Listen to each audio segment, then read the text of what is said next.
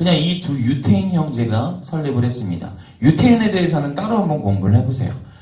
이 두 사람이 2005년도에 시크릿 앤 스파라는 브랜드를 런칭을 합니다. 사람들이 처음부터 이 시크릿, 이 브랜드에 대한 가치성은 몰랐다라는 거죠. 처음 이제 들어보는 브랜드니까. 근데 이 회사가 사업 진출 9년 만에 무려 1조 원의 누적 매출을 달성합니다. 그럼 1조 원의 누적 매출이라고 하면 연평균 1,000억 정도 했다는 얘기거든요. 그럼 첫 해부터 1,000억을 했을까? 그건 아니잖아요. 밑도 끝도 없는 회사가 첫 해부터 1,000억 하는 회사가 어디 있어요? 근데 계속 승승장구를 했다는 얘기겠죠.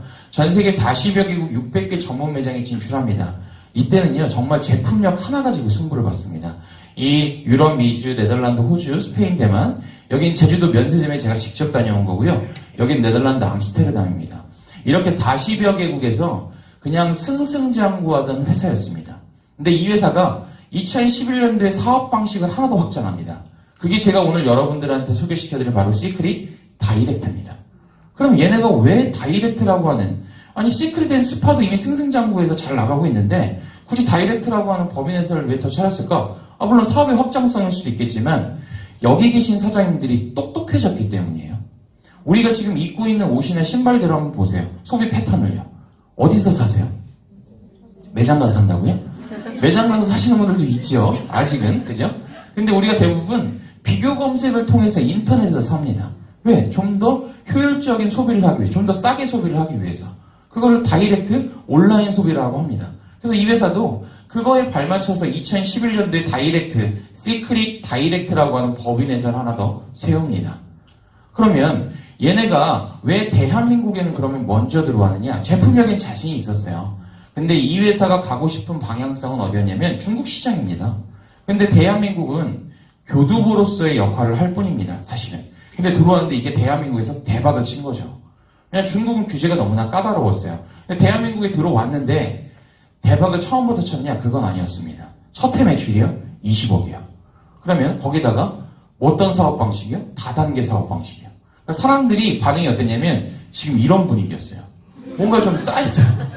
그래서 얘네가 전략을 조금 바꿉니다. 제주도에다가 면세점을 차려요. 그럼 이걸 잘 보셔야 돼요. 원래는 비싸게 파는 매장과 면세점이나 아니면 백화점 등에서 판매를 하다가 싸게 파는 온라인 시장으로 이제 확장을 해야 되는 겁니다. 근데 이건 거꾸로 했죠. 우리나라에 이때까지 매장이 없었어요. 싸게 파는 온라인을 먼저 오픈해놓고 비싸게 파는 면세점을 오픈한 겁니다. 그러면 매출을 올리겠다? 그 개념이 아닙니다. 시크릿을 조금 더 공격적으로 홍보하겠다는 개념입니다. 그 결과가 딱 맞아떨어졌어요. 1년 만에 130억의 매출을 올리면서 6배 성장을 합니다. 또 1년 만에 6배 성장을 하면서 740억의 매출을 올립니다. 그리고 3년 만에요, 1,000억을 돌파합니다. 그럼 누군가 이렇게 질문할 수 있어요. 아니, 회사가 1,000억 매출한 게 뭐가 그렇게 대단한 겁니까? 요새 웬만한 회사들이 다 1,000억 매출하는데? 맞아요, 사장님. 근데요, 네트워크 마케팅 회사에서 1,000억을 돌파했다는 건요, 상당한 겁니다. 그것도 3년 연속이요. 그리고 또 한 가지가 있습니다. 우리 회사는 단일 제품으로 1,000억 매출을 넘겼다는 거예요. 그게 뭐예요, 단일 제품이? 네트워크 마케팅이라고 하는 회사는요, 보통 종합물류를 선택했을 때 1,000억이라는 수치를 넘깁니다. 그리고 업계 1위부터 10위까지 있는 모든 회사들이 대부분 종합물류, 즉 생필품, 건강기능식품, 아니면 뭐 스킨이라든지 이런 부분들을 전부 다 판매를 하는 겁니다. 근데 시크릿은 아직 스킨케어밖에 없어요. 그럼 또 이렇게 질문할 수 있어요. 그럼 스킨케어가 차지하는 포지션이 굉장히 큰 거 아닌가요? 매출액이? 아니요. 전체 매출액이 한 15% 정도예요. 아메이라고 하는 회사가 1조 원의 매출을 합니다. 우리나라의 1등 회사입니다. 근데 그 회사의 매출의 80%를 차지하고 있는 건 건강기능식품입니다. 그럼 그 회사의 뷰티가 차지하고 있는 비율은요, 13%에서 15%밖에 되지 않습니다. 즉 1,300억이요. 거기는 100만이라는 소비자, 사업자들이 넘쳐납니다. 근데 시크릿은 이제 6만 명이에요. 스킨케어 단일 제품으로 올해요, 1,500억 이상을 했습니다. 그럼 어마어마한 겁니다, 사실은. 근데 이 회사가 2020년도까지 목표액을 제가 보기엔 1조 정도 할 것 같습니다. 그러면 지금부터 몇 배 성장이죠? 10배 성장입니다. 그러면 지금 타이밍이 선점일까요? 아닐까요? 기가 막힌 선점이에요. 회사가 10배 성장하기 때문에. 이미요, 2017년도에 많은 걸 보여줬어요. 월 매출 스킨케어로만 200억을 달성했고요. 상반기 매출만 이미 1,000억 매출을 달성을 했었습니다. 그럼 시크릿이 앞으로 건강기능식품이 나오고 생필품이 나온다라고 한다면 이 회사의 17년도, 18년도, 19년도, 20년도는 어떻게 될 거라고 생각하세요? 저는 계속 성장한다고 봅니다. 그죠? 어떤 통계에 의해서 예측을 해볼 수가 있는 거죠. 근데 이건 비단 대한민국에서만의 성장률이 아닙니다. 이 회사는 이미 2년 연속 전 세계 성장률 1위를 기록한 말도 안 되는 회사입니다. 물론 압도적인 1위는 아메입니다. 어떤 거에 대해서요? 매출률에 대해서는요. 그럼 한번 질문을 드려볼게요. 제가 이 사업 설명 처음 하기 전에 투자 목적성으로 한번 바라보라고 말씀드렸어요. 그럼 잘 보세요. 성장하는 회사가 있습니다. 포화 상태인 회사가 있어요. 마이너스 성장을 하는 회사가 있습니다. 어디를 눈여겨보실래요? 당연하죠. 근데 우린 투자 전문가가 아닙니다. 그럼에도 불구하고 성장하는 회사에 투자를 해야 된다. 성장하는 회사를 눈여겨봐야 된다는 건 상식이죠. 그죠?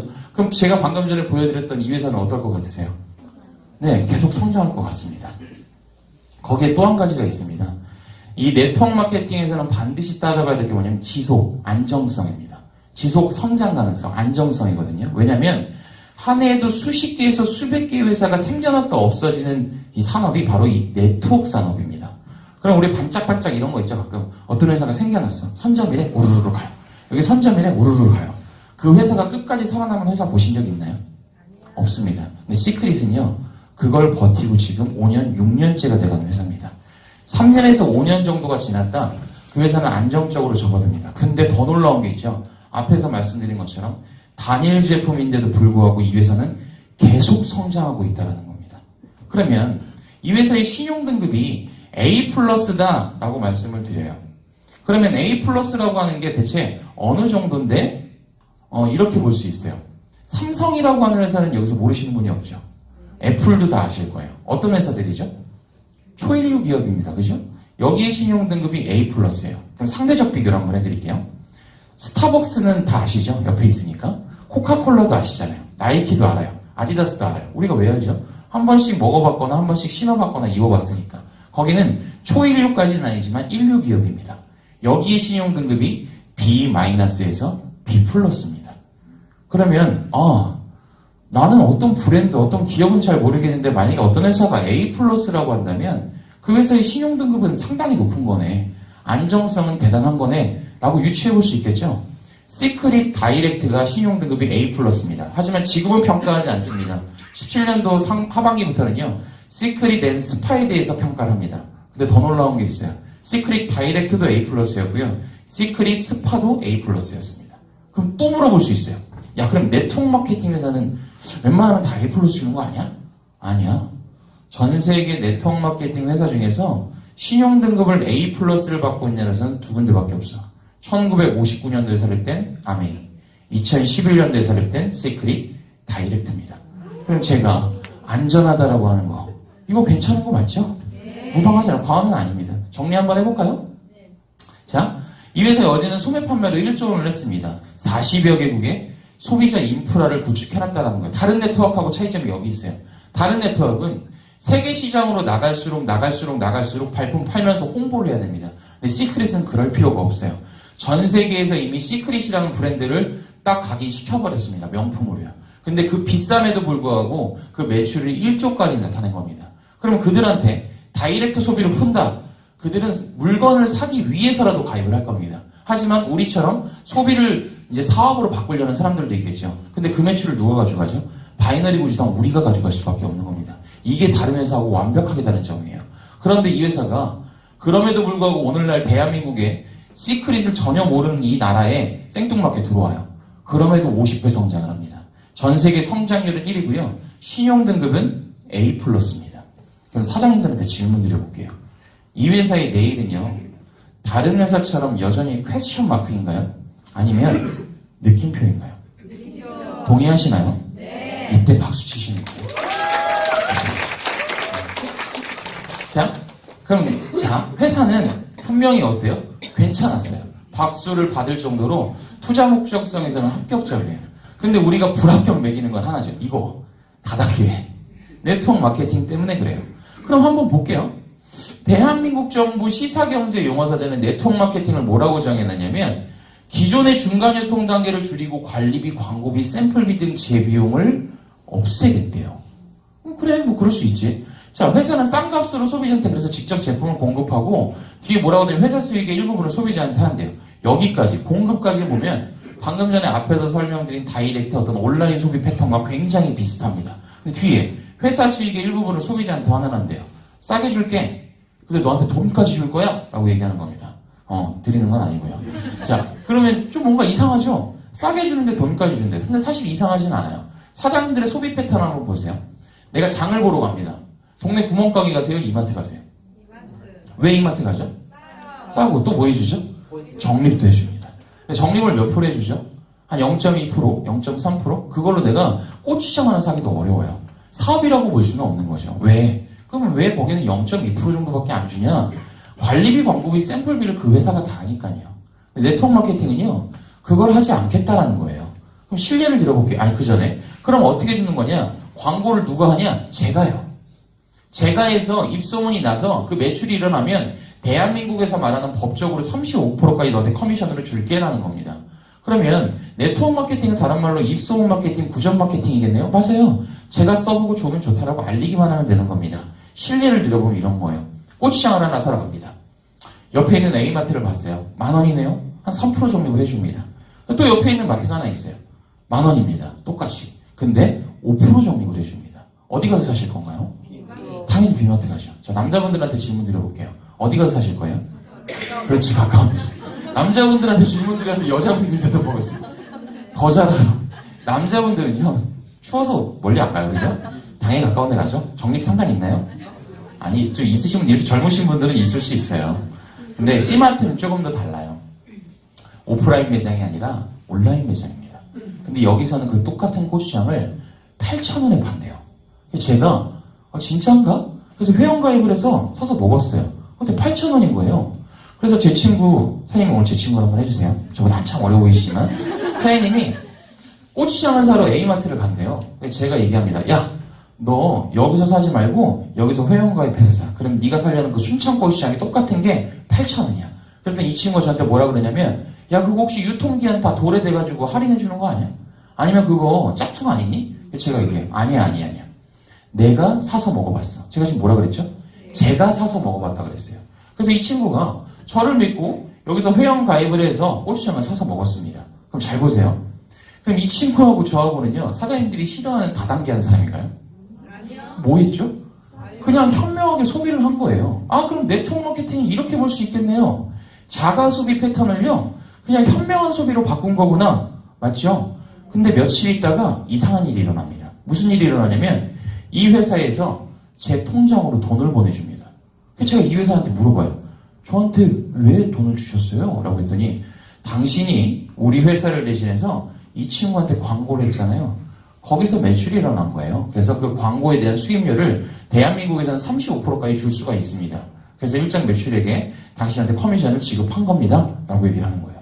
그러면 네트워크 마케팅은 진짜 이렇게 두 가지로 볼 수 있겠다. 자가 소비를 통해서 너 현명하게 소비할래? 또는 자가 소비를 통해서 너 수익까지 한번 창출해볼래? 근데 저는 지금 뭐 하고 있죠? 현명한 소비와 수익 창출 두 가지를 다 하고 있는 겁니다. 제가 누군가한테 피해줬나요? 아니요. 피해주는 걸 불법이라고 하는 거예요. 그럼 이 친구는 지금 뭐 했죠? 현명한 소비를 한 겁니다. 자, 사장님들한테 질문 드려볼게요. 나 여기 소비하러 왔다. 없으시죠? 그러면 나 여기 돈 벌러 왔다. 다 돈 벌러 왔잖아요. 그럼 우리가 해야 되는 역할이 뭐라고요? 구전 마케팅이에요. 입소문 마케팅. 이걸 왜 못 알려요? 진짜 좋은 겁니다. 그래서 그냥 마구마구 알리세요. 만약에 사장님들이 이런 샤넬 같은 회사였으면 여자분들이 이미 사업 이미 다 크라운 갔을 거예요. 이 샤넬이 이렇게 열렸으면 맞지 않나요? 이거 뭔지 아는 사람이 장땡이잖아. 근데 시크릿은 모를 뿐이지. 자, 샤넬이라고 하는 브랜드는 지금 여러분들이 왜 맞아요? 라고 대답했냐면 머릿속에 명품이다라는 게 각인이 됐어요. 왜 각인이 됐냐? 얘네가 수십억에서 수백억을 써서 마케팅 플랜으로 공격적으로 했기 때문에. 근데 얘네가 16년도에 전략 발표를 이렇게 합니다. 고가 브랜드 전략을 우회시켜서 소비자들한테 조금 더 친근하게 다가가게 돼요. 100만 원짜리를 90만 원, 80만 원에 주겠다는 겁니다. 근데 광고는 얘네가 다 했어요. 그럼 얘네가 현명한 소비 패턴만 할 뿐이지 수익 창출에 대한 기회는 제공하지 않는다라는 거죠. 옆에 있는 회사 보세요. 웅진이라는 회사입니다. 유명한 회사입니다. 그 회사에서 릴리에뜨라는 브랜드를 하나 런칭했네요. 근데 옆에 뭐라고 되어 있냐? 다단계 판매 사업 설명이다 라고 되어 있습니다. 사장님이 가까이 있으니까 사장님이 이영애, 전 광고주. 제 왜 웃으세요? 사장님 하실래요, 이 형? 네. 영애씨, 별거 아니에요. 영애씨, 우리 거 릴리엔트 광고 좀 찍어주세요. 제가 50억 드릴게요. 그럼 찍겠죠. 당연히 찍을 겁니다. 근데 여기다 제가 제약 조건을 달잖아요. 그럼 이 형에는 안 찍을 겁니다. 영애씨가 우리 거 릴리엔트 광고를 찍어서 뜨면 제가 50억을 지급하고 뜨지 않으면 제가 지급하지 않겠대요. 그럼 이 형이가 미쳤다고 찍겠어요, 이거를? 안 찍죠. 근데 지금 제가 말하는 건 뭐냐면 일반 기업들은 어떻게 해야 되죠? 그 브랜드가 뜨든 안 뜨든 간에 그 광고에 대한 리스크를 본인들이 감당해야 되는 겁니다. 근데 다단계 회사는요? 그걸 안 하겠다라는 거예요. 대신 이렇게 하는 거죠. 너한테 싸게 줄게. 그리고 네가 써보고 좋으면 좋다라고 알려. 이 친구가 쓰잖아? 그 매출액에 대해서 너한테 광고비가 지급될 거야. 이영애가 가져가는 광고비의 일부를 단 50억은 주지 않아. 왜? 너가 이영애가 아니니까. 근데 더 많이 벌 수 있죠. 바이너리 구조가 그렇습니다. 그럼 뒤에서 좀 설명을 드릴게요. 근데 시크릿은 지금 이거 하고 있죠? 이것도 하고 있습니다. 더 놀라운 건 백화점, 면세점에서 소매 판매도 하고 있다는 겁니다. 그러면 제가 늘 얘기하는 거 다 차려놓은 밥상에다가 숟가락 하나 얹어놓고 사업하는 것과 동일한 겁니다. 뒤에서 더 자세하게 설명드릴 거예요. 이 회사가 지금 어떤 행보를 걷고 있는지. 자, 기업의 목적성이 뭔지 아십니까? 이윤 추구죠. 즉 돈이 되지 않는 시장은 웬만해선 들어가지 않습니다. 자선사업을 하는 단체가 아니니까. 근데 얘네가 10여 년 전부터 이미 사업 목적에 다단계하고 방판 사업을 포함시켰어요. 그 얘기는 뭐죠? 앞으로 이 회사가, 이 많은 회사들이 바라보는 네트워크 마케팅 다단계 시장은요, 하향 산업이 아니라 상향 산업이라는 겁니다. 그럼 전 여기서 또 한 번 얘기를 합니다. 스피치 때 늘 얘기하는 건데, 우리는 지금 과도기적 시기를 겪고 있습니다. 라고 얘기를 해요. 왜요? 지금은 네트워크에 대해서 누군가는 좋다라고 하고요, 누군가는 안 좋다라고 합니다. 50대, 60대 분들 보세요. 직접적인 피해를 겪으신 분입니다. 30, 40대는요, 간접적인 피해를 보신 분들이에요. 그럼 10대, 20대는요, 생각이 없어요. 아니, 내가 없다는 게 아니라, 그냥 이게 좋다, 나쁘다 이런 개념이, 아니, 네트워크가 뭐? 그냥 하나의 산업이잖아. 왠 줄 아세요? 학교에서 가르쳐요. 초등학교, 고등학교에서 이 직거래 유통을 가르치고요, 더 놀라운 기사가 있죠. 노무현 정권 때입니다. 이 네트워크 산업을 육성하려고 했었습니다. 물론 이제 정책적인 부분에서 막히긴 했지만요. 이때 경희대학교, 한양대학교, 중앙대학교, 성균관대학교에서는요. 학사과정이 아니라 최고위 과정에서 네트워크 마케팅을 가르쳤습니다. 그러면 시간이 좀 더 지난 지금은 어떨까요? 건국대학교 소비자 마케팅학과라는 게 생겼어요. 지금 네트워크 마케팅을 가르칩니다. 그러면 저는 이 네트워크 마케터라는 직업이요. 하나의 희망 직업군으로 자리 잡는다는데 모든 걸 걸 수 있습니다. 왜? 자, 10여 년, 15년 전까지만 해도 보험하시는 분들을 우리가 뭐라 그랬죠? 보험 아줌마, 보험 아저씨라고 그랬어요. 지금은요, 자격증 따고 FC라는 이름으로 멋지게 제안서를 냅니다. 그리고 바리스타, 네일 아트사, 이런 직업군이 원래 분류가 돼 있었을까요? 10년 전에? 없었어요. 지금은요, 분류되어 있습니다. 왜요? 돈 버는 사람들이 나왔으니까. 그럼 젊은 사람들이 보험에 왜 몰렸죠? 억대 연봉자들이 나왔으니까. 대학 나와서도 그냥 웬만한 회사 들어가는 것보다는 저렇게 하는 게 낫겠다. 그럼 네트워크 마케터는요? 지금 네트워크 마케터라는 직업군은 없습니다. 근데 이웃나라 일본을 가거나 미국을 한번 가보세요. 네트워크 마케터라는 직업군이 존재합니다. 그럼 우리나라에는 어떻게 될까요? 이렇게 배우고 자란 학생들이요, 이제 20대, 30대, 20대 중반이 되고 후반이 되고 30대가 되면요, 이 허리 역할을 하는 사람들이 되면 이 네트워크 마케팅은 하나의 희망 직업군으로 자리 잡을 겁니다. 왜?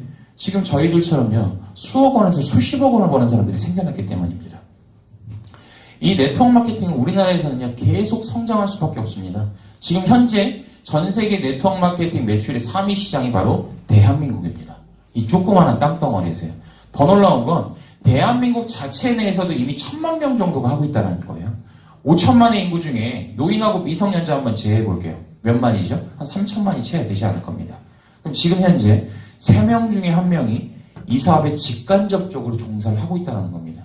근데 여기서 예측 자료가 나왔죠. 2020년도가 되면 1,500만 명이 할 거래요. 지금 뭐죠? 2명 중에 1명이에요. 이때 되면요, 이거는 그냥 상식이에요. 정보가 아니라. 예를 들어 이런 거예요. 전 서울에서 왔으니까 서울 예를 들어보면, 저는 어렸을 때 이런 생각들을 많이 했어요. 저희 어머니나 부모님이나 할아버지 할머니가 강남에 땅 좀 샀으면 진짜 좋았을 건데, 이런 생각을 했어요. 그때 강남이 배 바치고 논 바칠 때 우리 엄마가 거기 한 10평 정도만 샀었어도 지금 우리가 이 고생은 안 할 텐데, 이런 생각을 많이 했거든요. 근데 제가 지금 뭐라 그랬냐면, 지금 10대, 20대 친구들은 배우고 자라서 이게 하나의 어떤 희망 직업군으로 자리를 잡는다고 했어요. 그럼 마치 이거랑 똑같아요. 그때는 질문을 할 겁니다. 야, 너 네트워크해? 이런 질문하면 진짜 무식하다는 소리 듣고요. 야, 혹시 너네 엄마 네트워크 하니? 당연히 이런 질문들이 나올 겁니다. 너네 엄마 네트워크해? 당연히 하지. 그걸 왜 물어봐? 너네 엄마 뭐 하는데? 우리 엄마 시크릿. 마치 강남의 땅을 산 것 같은 느낌인 거예요. 아, 너네 엄마 진짜 똑똑하다. 어떻게 그때 그런 해안이 있었냐? 그럼 선생님 처음 오셨으니까. 야, 너네 엄마는 네트워크 하니? 당연히 하지. 그걸 왜 물어봐? 너네 엄마 뭐 하는데? 애터미. 아, 그냥 어떡하냐? 이게 왜 그러냐면 약간 강북의 땅을 산 것 같은 느낌이에요. 이게 애터미를 무시하는 게 아니에요. 뭐냐면 소비자 집단과 사업자 집단, 그러니까 사업성이 있고 이 소비 행태로 들어갔을 때 돈을 벌기가 굉장히 어렵다는 겁니다. 우리가 지금 강북에 투자해서 예를 들어 돈을 벌 수 있는 확률이 굉장히 현저하게 적었죠. 근데 그 당시에 강남에 투자했던 사람들은 돈을 많이 벌었습니다. 이런 이치라고 보시면 돼요. 왜냐면 제가 타이밍 때 좀 설명을 드릴게요. 그 전에 한 가지만 더 설명드리면 반드시 합법적이어야 돼요. 그럼 누군가는 이렇게 얘기를 합니다. 야, 불법이면 다 나쁜 건 아니잖아. 불법은 대한민국에서 말하는 합법적인 35%가 아니라 막 60%도 주던데? 그렇지. 돈 많이 벌지. 그럼 내가 한번 너한테 물어볼게. 야, 내가 만약에 여기 저희 어머니라고 한번 가정해볼게요. 엄마, 내가 진짜 좋은 사업을 하나 알아봤거든? 이건 진짜 대박이야. 돈도 엄청 벌어. 근데 단점이 하나 있어. 뭔데? 불법이야. 이거 엄마한테 얘기할 수 있어요? 우리 아버지한테 얘기할 수 있어요?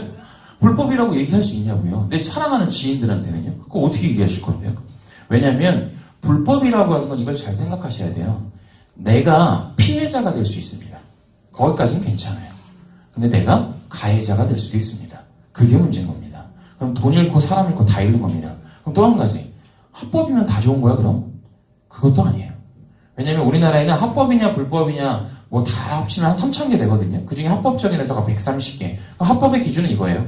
공정거래위원회 산하의 특수판매공제조합과 직접판매공제조합에 가입이 되어 있으면 합법이라고 하는데 여기 가입되어 있는 130개의 회사 중에서 약 90% 이상이 사재기라는 걸 유발합니다. 그러면 오늘 예를 들어 이거 처음 들었어요? 그럼 사장님이 이거 처음 듣고 사재기가 있는지 없는지 알 수가 있을까요? 모른다라는 거죠. 그래서 공부를 해야 돼요. 네트워크는요. 사장님들이 직접 공부를 해보셔야 됩니다. 근데 다행히도 시크릿이라고 하는 플랜은요. 그 사재기마저 없습니다. 합법적인데. 굉장히 그래서 이 시크릿이 성장할 수밖에 없는 이유들이 곳곳에 다 있어요. 자, 제가 타이밍 우린 직접 판매 공제자에 가입이 되어 있고 타이밍을 좀 설명드리려고 해요. 자, 이거 어떤 모양이죠? 삼각형이라고 하지 마세요. 초등학생처럼 순수한 척하고. 피라미드 맞아요. 어디 가고 싶으세요? 피라미드 중에서? 당연히 여기 가고 싶어요. 근데 나는 여기 지금 없잖아요. 근데 우리가 여기 갈 수 있는 방법이 사실 있어요. 어떻게 갈 수 있냐면 이때 시작해요. 다 커진 회사에서. 예를 들어 삼성에 입사했어요. 무한 경쟁을 뚫고 내가 여기까지 치고 올라가는 방법입니다. 가능하십니까? 불가능해요. 이걸 뭐라 그러냐면 희망 고문이라고 하는 겁니다. 자, 두 번째요. 다시 태어나면 돼요. 근데 그거는 장담할 수 없어요. 자, 세 번째가 있습니다. 이때 하는 거죠. 그랬는데 이게 이렇게까지 커지면 저는 대박인 거예요. 근데 우리가 의심되는 거 있죠. 이렇게 커질지 안 커질지 몰라요. 제가 요거 시간이 되려나 모르겠는데 한번 해볼게요. 여기가 소비도시죠. 그러면 제가 만약에 사장님들이 다 제 친구예요. 제가 커피숍을 하나 차리려고 해요. 그래서 친구가 물어봅니다. 무슨 커피숍을 차릴 건데? 그냥 김원중 커피숍? 아, 그럼 뭐 브랜드도 아니고 그냥 네 이름 커피숍? 어디다 차릴 건데? 여기 스타벅스 옆에다가. 자, 찬성하실 분? 아무도 없어요. 왜 찬성을 안 하죠? 스타벅스가 있으니까. 그리고 여기 상권 자체가 이미 커피숍은 포화 상태예요. 그리고 제가 아무리 좋은 기술력이 있어도 대기업을 이길 수가 없습니다. 근데 만약에 제가 누구도 따라할 수 없는 기술력이 있거나 또는 원료 자체가 아무나 쓸 수 없는 건데 저만 쓸 수 있어, 독적으로.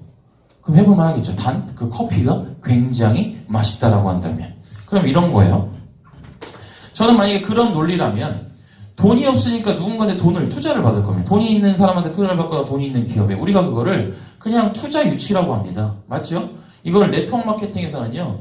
그냥 사업자 구축 단계다라고 하는 겁니다. 이때는 단일 제품으로 그 제품이 굉장히 우수해야 돼요. 커피 맛이 엄청나게 뛰어나야 됩니다. 그럼 어떤 일이 벌어지냐면 1호점, 2호점, 3호점, 4호점, 5호점 늘어나기 시작할 겁니다. 그거를 추종 세력 후발 사업자다라고 얘기를 하는 거예요. 이때는 자사 제품 수와 자사 제품 군이 증가해요. 자사 제품 수라는 건 커피만 판매하는 게 아니라 다양한 음료 종류들이에요. 자사 제품군은 음료뿐만 아니라 샌드위치, 머핀과 같은 것들이에요. 왜? 매출을 올려야 되니까요. 전 CEO니까. 자, 이 시장이 끝나고 나면 모든 기업들이 지향하는 바로 소비자 시장이 형성됩니다. 이때는 자사제품 수와 자사제품군은 당연히 증가합니다. 타사제품 수와 타사제품군이 증가해요. 타사라는 게 뭐죠? 제휴입니다. 그럼 이런 거죠. 카카오톡 아시죠? 카카오톡이 원래 뭐 하던 회사죠? 그죠? 카톡. 무료 메신저 서비스를 하는 회사예요. 근데 그 회사가 요새 하고 있는 일을 보면 카카오 뭐 뱅크, 대리운전, 택시, 뭐 페이 안 하는 게 없어요. 그럼 질문 한번 드려볼게요. 혹시 그 회사가 택시를 소유하고 있는 걸 보신 적이 있나요? 그럼 대리운전 기사를 고용한 걸 보신 적 있나요? 그때 그 일을 어떻게 하죠? 제휴요, 제휴. 그럼 제휴는 아무나 맨날? 아니죠. 카카오톡은요, 4천만 이상의 회원수를 확보했습니다. 21세기는 회원수가 확보된 기업이 갑입니다. 그럼 여기 누가 들어와요? 뚜레쥬르가 들어오고, 파리바게뜨가 들어오고, 스타벅스가 들어와요. 이런 거죠. 사장님하고 저하고 친구예요. 친구야, 너 생일이지? 내가 카카오톡으로 너한테 파리바게뜨 생크리케 쿠폰을 보냈어. 너는 원하는 시간에 원하는 장소에서 그냥 바꿔 먹으면 돼. 그럼 잘 보세요. 이 사장님하고 저하고는 돈을 벌려고 카카오톡에 가입한 사람인가요? 아니에요. 그냥 물건 편하게 쓰려고 가입한 소비자입니다. 아, 소비자가 있으니까 판매자가 있겠네요. 방금 전에 판매는 누가 있죠? 파리바게뜨. 걔네가 돈을 벌겠네요. 제가 공정거래위원회를 들어가 봤더니 70% 이상이 네트워크 마케팅 5만 원도 못 버는 거예요. 야, 이거 뭐야 그러면. 너네 말대로 그냥 잘난 사람들만 돈 아무나 돈 못 버는 거잖아. 맞아. 왜? 이런 시장이 펼쳐지면 방금 네가 말한 대로 판매하는 애들 중에서 판매왕이나 영업 왕들만 돈을 벌어. 사장님들한테 물어볼게요. 이렇게 생기는 회사 엄청나게 많습니다. 그죠? 그럼 내가 여기 들어가서 판매왕이 될 수 있다? 영업왕이 될 수 있다? 그런 분들만 돈을 벌어요. 그럼 우리같이 평범한 사람들은요? 절대 못 벌어요. 그래서 더 자세히 봤더니 이들보다 돈을 더 많이 버는 사람들이 존재한다라는 거예요. 누군가 봤더니 카카오톡이에요. 얘는 이 플랫폼을 만들었어요. 회원수를 확보할 때까지 지네가 발품 팔면서 사업 알렸고요. 그러다 보니까 회원수가 많아지면서 파리바게뜨가 공장 설립하고 세금 내면서 여기다 물건을 납품합니다. 물건을요. 소비자인 저희는요, 가격 비교를 통해서 여기서 물건을 구매하죠. 물건과 돈이 거래되는 시장, 즉 플랫폼을 형성시켰어요. 그랬더니 카카오톡은 그거에 대한 수수료를 가져갑니다. 제가 사장님들한테 지금 제안 드리는 게 바로 이 사업입니다. 그럼 아까 전에 말한 것처럼 이렇게 질문이 나올 수 있어요. 제가 제 친구한테 똑같이 얘기해요. 야, 시크릿은 단일 제품이고 지금 여기 있거든? 근데 이게 이렇게 커질 거야. 이렇게. 그래서 너랑 같이 여기서 지금 하자고 얘기를 하는 거야. 자, 나랑 같이 하자. 그랬더니 그 친구가 뭐라고 했는지 아십니까? 야, 여기 있는 건 알겠는데 이게 이렇게 될지 안 될지 어떻게 알아? 그래서 제가 다시 얘기해요. 그래서 내가 아까 전에 물어봤잖아. 근데 네가 박수 쳤잖아. 이 회사가 성장할 것 같다고. 자, 사장님들 박수 치셨어요? 안 치셨어요? 다 쳤잖아요. 선생님 오늘 처음 오셨죠? 근데 아까 박수 치셨죠? 처음 오셨죠? 박수 치셨죠? 그게 뭐예요? 이 회사가 성장할 것 같으니까 박수를 친 거예요. 그럼 사장님들이 눈에 보이시기에 이 회사가 성장할 것 같으세요? 아니면은 포화 상태나 마이너스 성장할 것 같으세요? 그겁니다. 그것만 보여주시면 돼요. 근데 그거를 여러분들이 보여주기는 어렵잖아요. 이것도 다 설명하기가. 그래서 이곳에 초대하라고 하는 거예요. 사업 설명회 장에. 근데 여기서 끝나는 게 아니죠. 시크릿은 단순히 대한민국에서만의 선점이 아니라는 겁니다. 지금까지 모든 네트워크 마케팅은요, 항상 굵직굵직한 회사들이죠. 대한민국을 거의 마지막에 들어왔습니다. 왜? 우리나라만 합법이냐 불법이냐를 나누는 그 허가제 때문에 그래요. 그런데 그러다 보니까 항상 한국은 다른 나라의 매출을 올려주는 마치 노예국가와 같았습니다. 그럼 시크릿은요, 전 세계 세 번째로 오픈을 합니다. 아시아 첫 번째요. 아시아 첫 번째가 굉장히 큰 거예요. 아시아 첫 번째라고 하는 건 전 세계 매출의 아시아에서 차지하는 비율이 60에서 70%입니다. 그럼 그 유통권, 쉽게 말하면 그 유통권의 꼭대기 첫 번째 자리를요, 우리한테 주겠다는 겁니다. 그럼 또 반대 질문이 나올 수 있어요. 그러면 한국에서부터 시작하면 그건 더 좋은 거 아니야? 그럴 수 있지. 근데 단 한 번도 지금까지 한국에서 먼저 시작한 회사가 해외에서 성공한 사례는 단 한 번도 없었어. 대부분 한국에서 끝나. 왜? 너는 홍삼이 판매되면 유럽 사람들이 홍삼 먹을 것 같니? 안 먹어요. 김치는 안 먹어요. 한국에나 맞게 거의요. 그래서 한국에서 외국으로 가는 경우는 거의 없어요. 그럼 우리는 외국에서부터 무조건 들어오면 성공하냐? 그것도 아니지만 우리 제품은 어떠냐면 아까 전에 말한 것처럼 이미 외국에서 40여 개국에서요, 이미 소비자를 충분히 구축을 시켰다라는 게 다른 겁니다. 우리가 굳이 발품을 팔 필요성이 없다라는 거예요. 그냥 다이렉트 소비 시장만 열어줘도요, 들어온다라는 겁니다. 그게 완전히 달라요. 그래서 선점을 더 강조드리고요. 글로벌 선점을 여러분들한테 더 자신있게 말씀드릴 수 있는 겁니다. 이 글로벌 선점이 점점 지나다 보면 놀라운 일이 벌어지죠. 시크릿 다이렉트 USA는요, 애플사하고 제휴를 맺었습니다. 애플의 자부심이 뭔지 아세요? 노세일입니다. 근데 유일하게 시크릿 다이렉트하고 세일을 진행했었습니다. 시크릿 다이렉트 캐나다는요, 스타벅스하고요. 저는 그러면 시크릿 다이렉트 코리아는 더 많은 회사들하고 아마 제휴를 맺지 않을까? 지리짐작을 한번 해봅니다. 왜? 이런 거죠. 이 회사가 점점 커졌어요.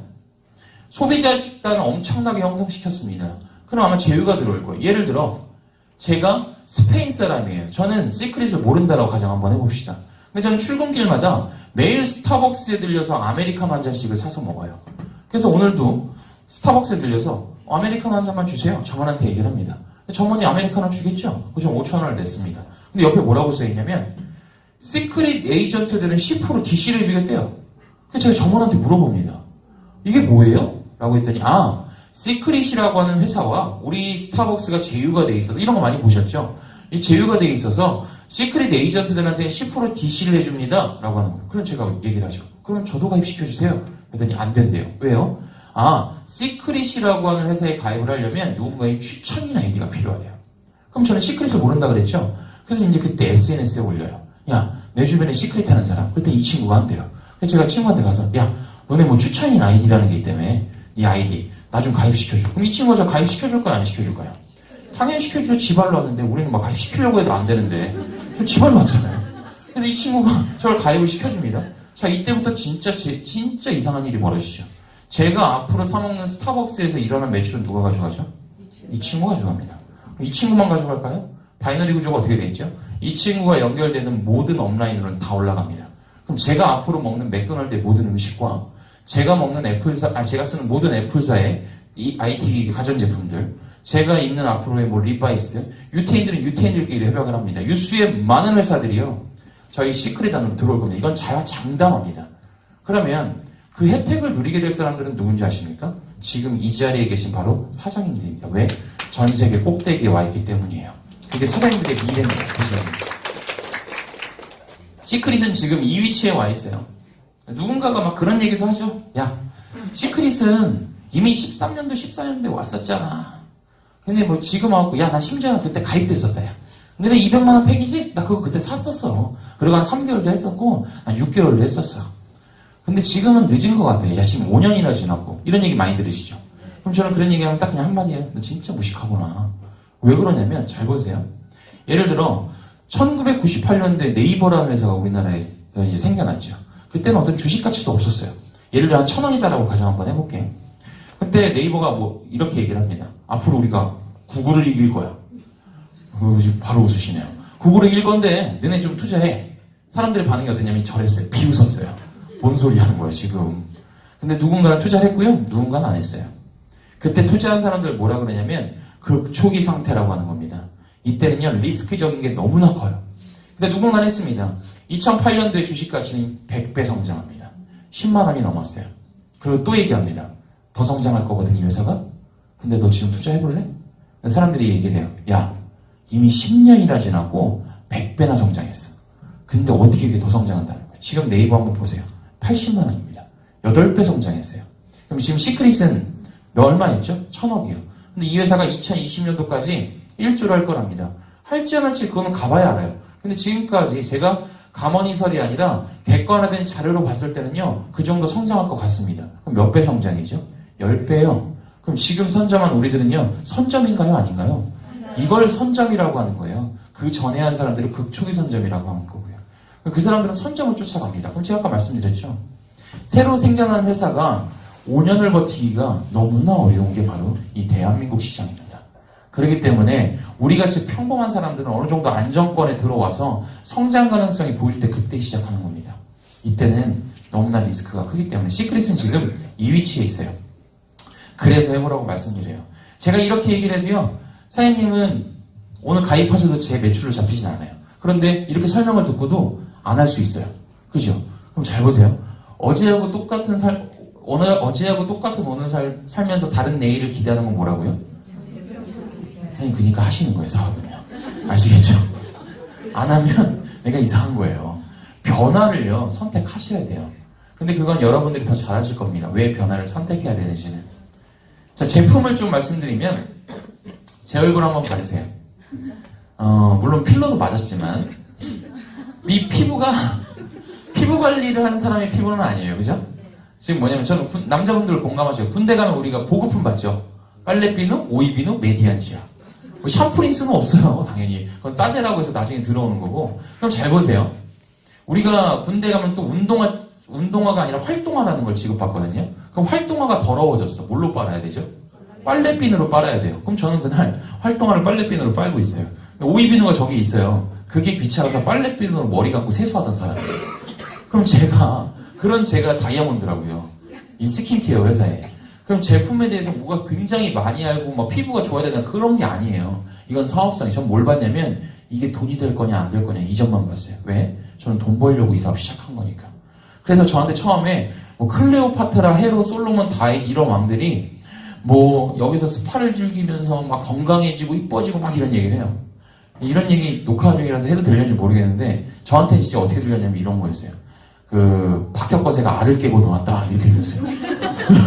가본 적도 없고 본 적도 없는데 저한테 관심도 없는데 막 이런 얘기를 해주는 거예요.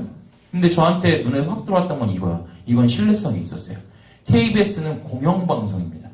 거기서 생로병사 비밀에서 뭐라고 돼 있냐면 뼈와 관절에 좋고 아토피 건선 치유의 방법이래요.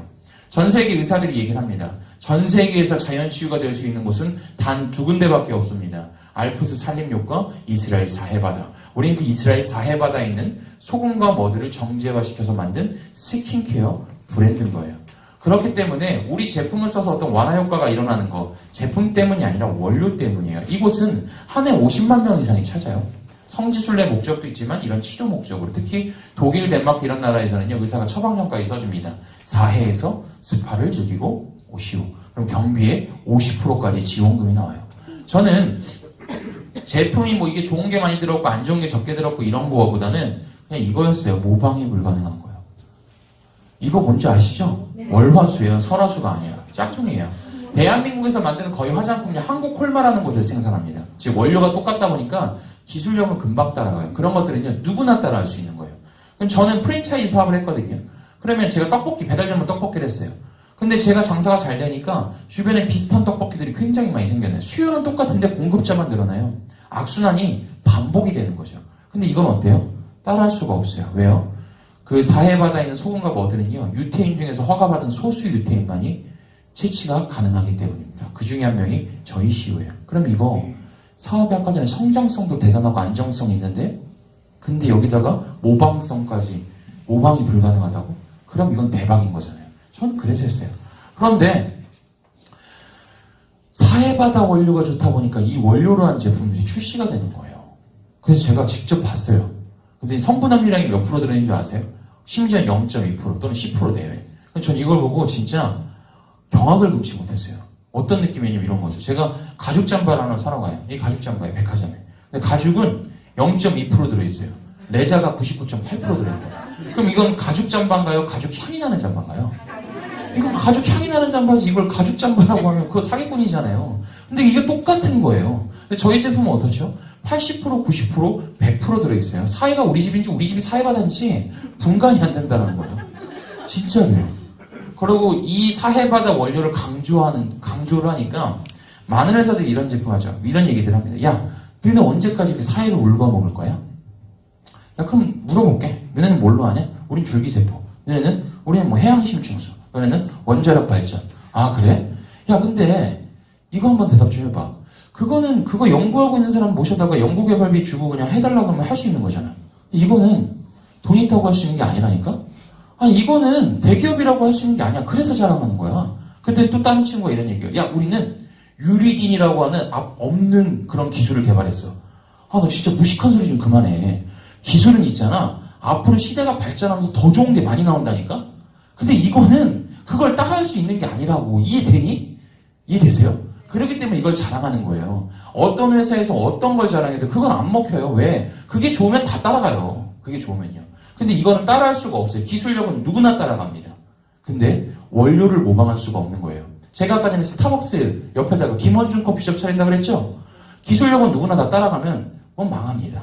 그런데 원료를 따라할 수 없다라고 한다면, 근데 그 원료가 단순 좋은 게 아니라 너의 건강을 책임져 줄 수 있는 거라고 한다면 그거는 정말 대박인 거예요. 자, 파라벤이라고 하는 거예요. 이거는 굳이 어떤 설명보다도 이런 얘기 하나 해드릴게요. 제가 파라벤을 사실은 잘 몰랐어요.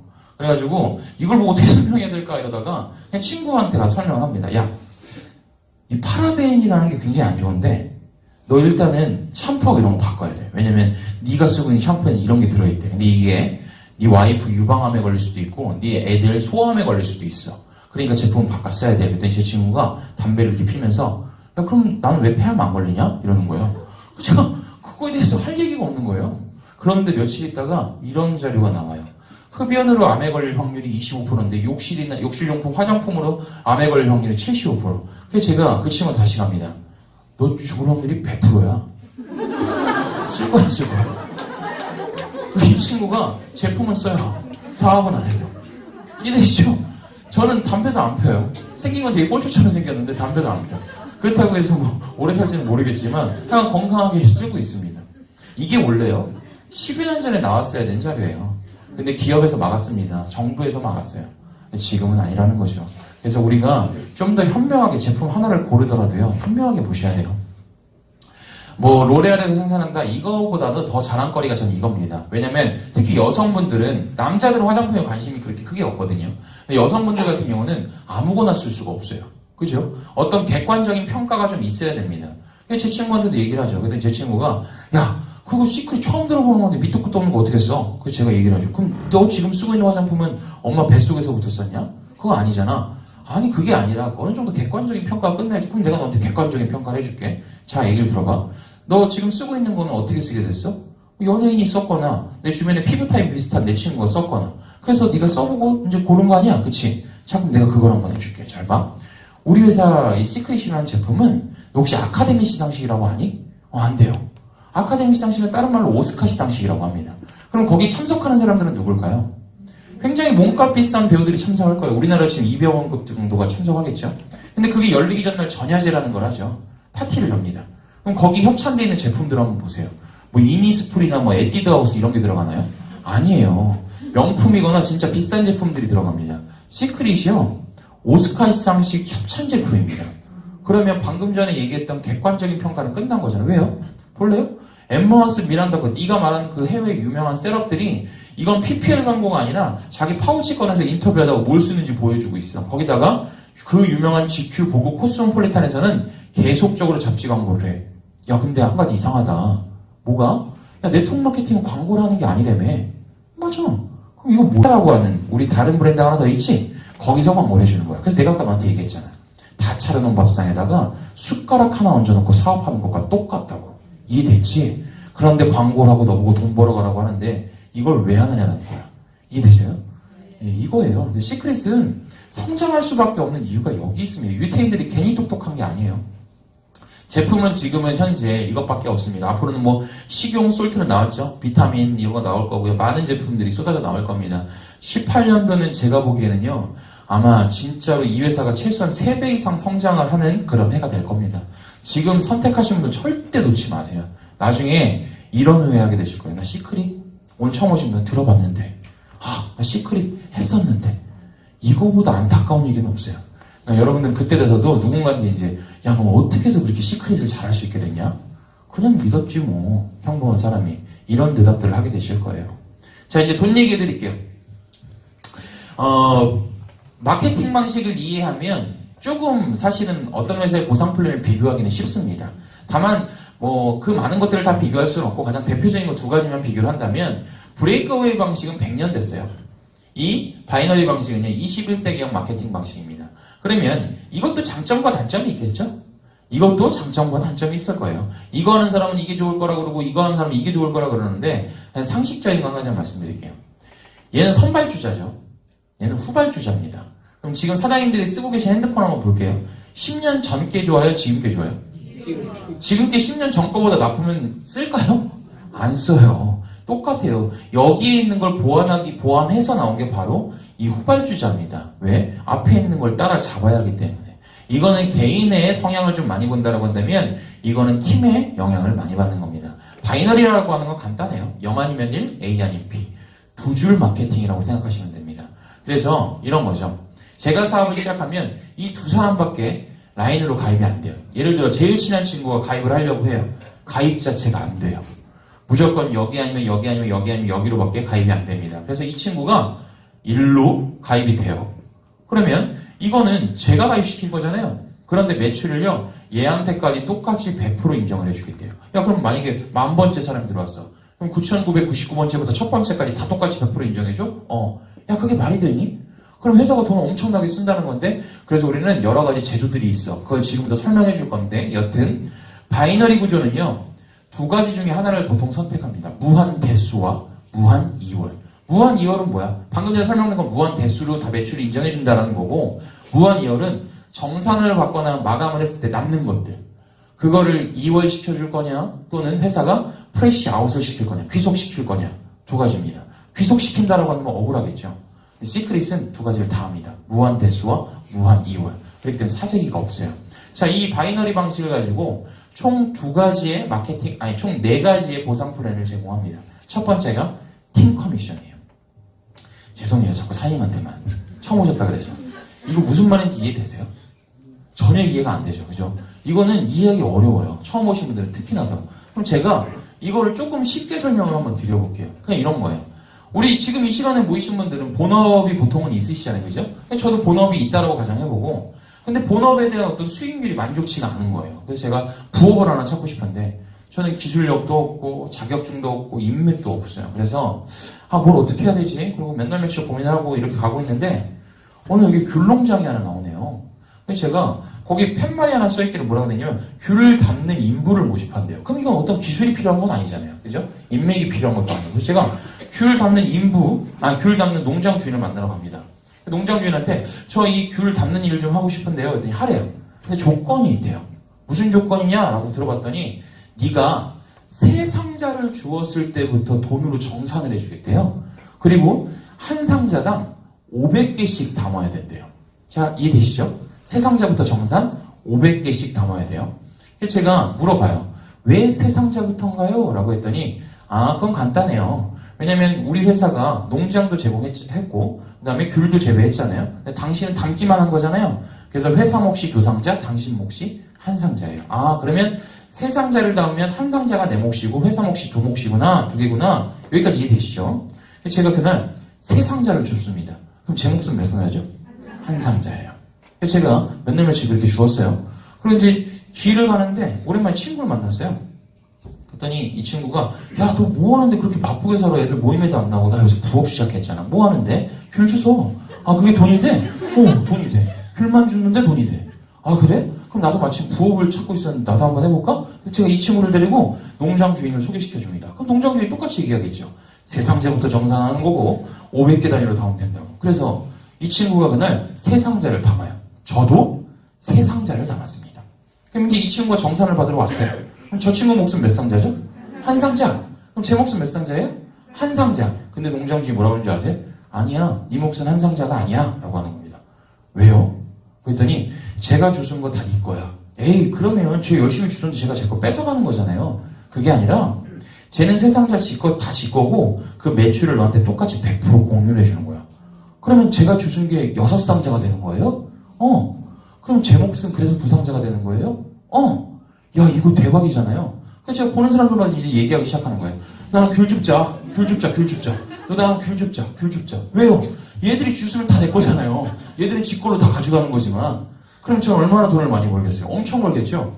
근데 이렇게 벌다 보니까 저처럼 이제 부업으로 시작한 사람이 전업할 수도 있고 또는 부업하시는 분들도 있을 거 아니에요. 사람이 많이 모였어요. 그럼 이제 목도 마를 수 있잖아요. 배도 고플 수 있고. 그럴 때 목이 마를 때쯤 되니까 저기 스타벅스 가는 거 딱 입점을 하는 거예요. 여기 딱 봤더니 여기는 맥도날드가 입점을 해요. 더 놀라운 사실이 밝혀졌어요. 거기서 사장님들이 사먹는 매출을 제가 다 가져간대요. 대박이죠. 근데 그거에 대해서 내가 뺏어가는 게 아니라 매출을 공유받아서. 그럼 전 돈을 얼마나 많이 벌까요? 엄청 많이 벌겠죠? 제가 많이 독식을 딱 할 때쯤 되니까 회사에서 이런 얘기를 해요. 야, 사실은 귤농장협회에 조건이 하나 있어. 뭐냐면 총 매출액의 35%까지밖에 줄 수가 없어.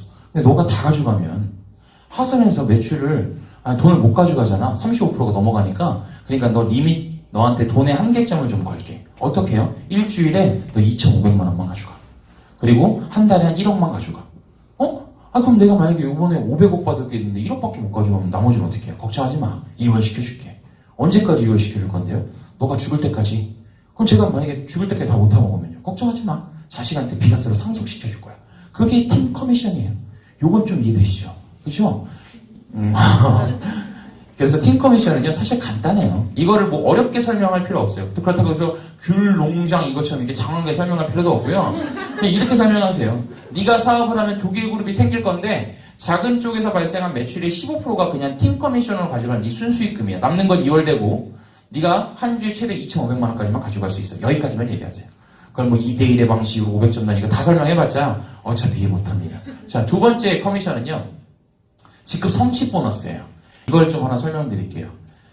시크릿을 하다 보면 이런 거절들을 많이 받죠. 어떤 거냐면 이런 거예요. 제가 바퀴를 예를 들어 개발했어요. 그래서 야, 바퀴 껴? 그러면 너 더 많은 물건을 더 편하게 혼자서도 멀리 가져갈 수 있어 라고 얘기를 해요. 그랬더니 이 친구가 뭐라 그래요?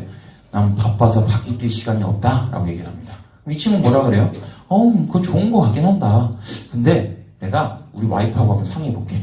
내가 우리 남편하고 한번 상의해볼게. 아니 무슨 샴푸린스 비누샵 바꿨는데 남편하고 와이프하고 상의를 해요. 그냥 바꿨으면 되는 거지. 여튼 그렇게 그래 생각 좀 하고 와. 그랬더니 와서 꼭 뭐라 그래요? 얘가 생각해봤더니 내 적성에 좀 안 맞는 것 같아. 내 가치관에 좀 안 맞는 것 같아. 이런 소리를 해요. 저는 진짜 철딱선이 없는 소리라고 하거든요. 잘 보세요. 지금 우리가 하는 일들이요. 그거는 혹시 적성에 맞아서 하세요? 하다 보니까 익숙해지는 거지 처음부터 적성에 맞는 일은 없습니다. 거의 대부분이요. 그냥 내 노동성 대비 돈으로 환전해줄 수 있는 가장 많은 돈을 주는 곳을 선택해서 간다라는 거예요. 실례를 들으면 딱 이래요. 그 사람들한테 이렇게 얘기합니다. 당신은 폐지 줍는 거에 대해서 어떻게 생각하세요? 그러면 그거는 글쎄요. 생각은 안 해봤는데요. 그럼 폐지 줍는 거에 대해서 적성이 맞다고 생각하세요? 그건 아니죠. 농담이에요. 이렇게 대답하죠. 사장님들한테 제가 질문해보면 사장님들도 지금과 같은 반응이지 않을까요? 그죠? 근데 만약에 거기다 제가 조건부를 한번 바꿔볼게요. 지금부터 폐지를 줍는데 밖에서 1kg 주워올 때마다 제가 1,000만 원씩 드리겠대요. 자, 그럼 폐지 안 주우실 분? 다 줍죠. 이 복사기부터 가겠죠. A4 용지부터 다 꺼내갈 거 아니에요. 맞죠? 이게 뭐냐면 내가 1,000만 원을 번다? 그럼 적성을 1,000만 원에 맞춰가는 거겠죠. 적성대로 살아간다? 그럼 200만 원 한번 벌어보세요. 제가 장담드리면 그렇게 되다 보면 어쩔 수 없이 폐지를 주게 돼 있습니다. 폐지가 나쁘다라는 게 아니라 대한민국에서 현실로 살아갈 수 있는 방법이 없어요. 잘 보세요. 지금 40대 분들 안녕하세요. 옛날에 40대는요. 대한민국의 중추적인 역할을 하시는 분들이었어요. 근데 제가 5분만 딱 더 쓸게요. 지금은 이 대한민국 사회에서 중추적인 역할이 아니라 위험한, 불안정한 세대가 돼버렸어요. 50대, 60대가 불안정했다면 지금은 40대까지요. 그럼 이들이 불안정한 이들이 직업에서 자유롭지 못하고 나왔어요. 퇴직을 하고. 그럼 갈 수 있는 시장은 자영업밖에 없습니다. 그럼 잘 보세요. 이들이 나왔어요. 그러면 그 빈자리들을 젊은 청년들이 채워야 되는 게 맞죠. 근데 젊은 청년들의 실업률은 지금 어떻게 됐죠? 더 올라갔어요. 그럼 대체 그 자리를 누가 채웠지? 값싼 외국인 노동자들이나 기계들이 채웠지. 그럼 이들이 갈 수 있는 자리는 어디죠? 이 기성세대들과 이 젊은 층들이 갈 수 있는 데는 자영업밖에 없어요. 청년 창업이다. 뭐 제2의 인생을 산다. 근데 거기에 딱 하나 뭐죠? 자영업은 미친 짓이다라는 게 지금 대한민국 현실이잖아요. 우리가 이걸 모르는 게 아니에요. 악순환이 지속적으로 반복되고 있어요. 근데 우리한테도 대책이 없다. 대안이 없다라는 거 누구나 알고 있어요. 알면서도 선택하지 못하고 변화하지 못하는 이유는 한 가지입니다. 뭔지 아십니까? 사장님들이 아직은 건강하고 젊기 때문입니다. 지금 내 노동성이 돈으로는 환산이 되기 때문이에요. 그런데 보세요. 인간이 절대 피해갈 수 없는 게 아픈 거하고 다치는 건 얼마든지 노력에 의해서 바꿀 수 있다고 쳐도 늙는 건 피해갈 수가 없습니다. 그러면 지금의 노동성이 10년 뒤, 아니 20년 뒤, 30년 뒤는요. 어떻게 하실 건데요? 그때는 대안이 없어요. 물론 지금도 없습니다. 그러면 대안이 없는데 왜 고민을 하시는 거죠? 대안이 없어서 고민을 한다? 이걸 할까 말까? 그건 바보 같은 소리예요. 고민이라는 건 뭔지 아십니까? 이것도 대안이고 이것도 대안일 때 이것도 내 인생을 다 책임져 줄 수 있고 이것도 내 인생을 다 책임져 줄 수 있을 때 그때 하는 게 고민이에요. 이거 할까 이거 할까. 근데 내가 지금 대안이 없다면 뭐 하는 거냐면 일단 시작하는 겁니다. 발이라도 담가보는 거예요. 그리고 나서 디테일하게 알아봐야죠. 맞는 건지 아닌 건지. 아니다 라고 한다면 빠져나와야 되는 거고요. 맞다라고 한다면 뛰어 들어가야 되는 겁니다. 그래서 우리는 대안이 없기 때문에 고민할 필요성이 없는 겁니다. 이게 10단계든 다단계든 그게 뭐가 그렇게 중요한가요? 너한테 피해 없고 나한테 피해 없으면 그거 해야 되는 일 아닌가요? 사장님들 지금 하시는 일들 한번 보세요. 누구한테 피해 주는 일인가요? 아니에요. 그렇죠? 그러면 이것도 마찬가지예요. 분명히 합법적이고 바뀐 것들이 굉장히 많이 있습니다. 대한민국에. 그걸 공부해보시고 그걸 선택해보시라는 얘기예요. 불법을 보내드리는 게 아니고요. 저는 이런 와이가 있어요. 이 소중한 사람들이 있기 때문에 저는 이 사업을 끝까지 합니다. 그게 10단계, 100단계 상관없어요. 누군가한테 피해주는 게 아니기 때문에. 왜요? 저한테 우선순위는 이들이니까요. 저 자신도 있지만요. 제 가족을 지킬 수 있는 일인데 남들한테 피해주는 일이다? 그거는 못할 것 같아요. 그런데 같이 생존할 수 있고 같이 살 수 있다고 한다면 그건 해야겠죠. 저는 Y 중에 하나가 여행이거든요. 이 두바이 여행 때는 저 혼자 갔습니다. 어딘지도 모르겠죠? 얘입니다. 얘. 얘가 저예요. 이때는 가면서 좋았긴 했지만 파트너분들을 한 분도 모시고 가지 못해서 상당히 좀 씁쓸했었어요. 그래서 이때 결심을 한 게 다음번 여행지 때는 반드시 파트너 사님들과 내가 함께 하겠다라고 했어요. 그래서 딱 5개월 후에 라스베가스 여행 때는 4분의 파트너사님과 함께 하고요. 푸켓 때는 15분의 파트너사님과 함께 했고, 또 호주 때도 일본 트립 때도 파트너사님들과 함께 했습니다. 제가 친구들하고 같이 사업을 합니다. 친구들하고 사업을 할 때 제가 처음에 여기 부산은 이제 노성철 사장님이 주인이라고 하니까 그때 노성철 사장님이 다이아몬드셨어요. 이대규 스폰서님은 크라운이셨고 뭐 여러 가지가 아니라 여러 사람들이 다 다이아몬드 이상이었어요. 근데 다 친구인 거예요. 제가 그때 바라봤을 때 느낌은 내가 될 수 있을까? 나도 친구들하고 사업하고 싶다. 근데 지금 오늘 처음 모으신 분들이 이 사업에 흥미를 갖고 있으시다면 저를 보면서 그런 느낌을 또 받으실 거예요. 나도 저렇게 친구들하고 다이아몬드 이상 가고 싶다. 제가 그때 그랬어요. 근데 저는 단순히 그때 꿨던 꿈을요, 그냥 꿈으로 두지 않았습니다. 그걸 호기심으로 좀 발전시켰어요. 그랬더니 그 사람들의 태도, 습관, 성공 마인드, 성공 노하우들을 내 걸로 만들기 시작했어요. 제 걸로요. 그러다 보니까 어느덧 이 자리까지 올라와 있고 여러분들한테 사업 설명회를 하고 성공 노하우를 설명드리고 있는 사람이 됐습니다. 그 얘기는 누구나 할 수 있다는 겁니다. 포기 없이요 한다면 누구나 할 수 있는 일입니다. 포기하지 마세요. 이 사업은요. 2018년도 진짜 어마어마한 일들이 준비되어 있습니다. 지금 싱가포르 프로모션이 진행 중입니다. 여행이라는 게 우리가 동남아가 돈이 없어서 못 가나요? 그거 아니잖아요. 근데 여긴 달라요. 여행 가보신 분들은 알아요. 여행 가고 나면 누구랑 있죠? 스폰서들하고 있죠? 그럼 기승전 시크릿 얘기밖에 안 해요. 제가 막강한 전사가 돼서 옵니다. 그러면 그걸 가지고 이 안에서 또 모멘텀을 일으켜요. 왜? 그 안에서 본 비전과 가치를 또 내 파트너들한테 전달하면서 그렇게 사업은 성장되는 겁니다. 돈이 없어서 거길 꼭 가야 된다가 아니에요. 사장님들이 비전이 되셔야 됩니다. 왜? 나는 누군가한테 이 사업을 전달할 때 너랑 같이 성공하고 싶고 너랑 같이 돈을 벌고 싶고 너랑 같이 이 모든 걸 누리고 싶다라고 얘기했기 때문에 사장님들은 그 비전이 되어주셔야 됩니다. 혼자서는 힘들 겁니다. 같이 뛰겠습니다. 사장님들이 성공하는 그때까지 함께 끝까지 손 놓지 않고 뛰겠습니다. 감사합니다. 말이 좀 빨랐어요. 시간이. 애프터 있으니까 그 자리 유지 좀 부탁드릴게요. 밖에 계신 리더 사장님들은 안으로 빠르게 입장해 주시면 감사하겠습니다.